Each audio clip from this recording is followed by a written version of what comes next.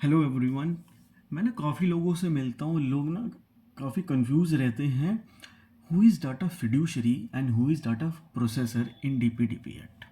तो मैंने सोचा क्यों ना आपको दो केस लॉज बताता हूँ, दो रियल लाइफ एग्जांपल्स बताता हूँ, जिससे ना आप भी क्लियर समझ पाए कौन डाटा प्रोसेसर है, कौन डाटा फिड्यूशरी है। तो सबसे पहले रियल लाइफ का एग्जांपल ले लेते हैं।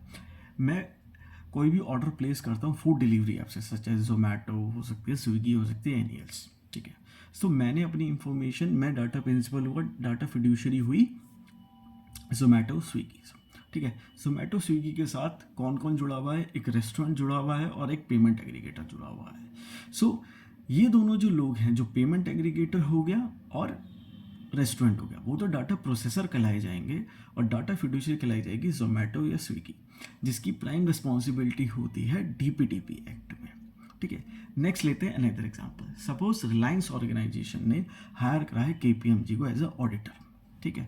फॉर केपीएमजी क्या कर रहा है? केपीएमजी ऑडिट कर रहा है एचआर पेरोल का, और केपीएमजी यूज़ कर रहा है माइक्रोसॉफ्ट एजोर की services, cloud services to store the data. ठीक है।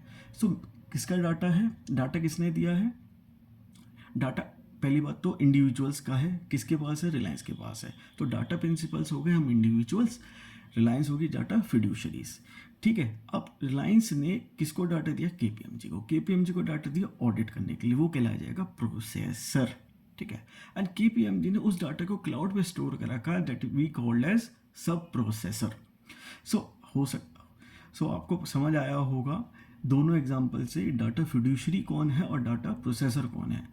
डीपीडीपी एक्ट में प्राइम सारी लाइबिलिटी डाटा फिड्यूशरी की होती है, ना कि डाटा प्रोसेसर की। इसके ऊपर मैंने एक डिटेल वीडियो बनाई है, आप उसको देख सकते हैं और इजीली अंडरस्टूड कर सकते हैं किसकी रिस्पॉन्सिबिलिटी और किस तरह का एग्रीमेंट डाटा फिड्यूशरी को बनाना चाहिए अपनी, जिनसे भी वो सर्विसेज ले रहा है, जिन प्रोसेसर से, जिससे वो सेफ गार्ड रहे।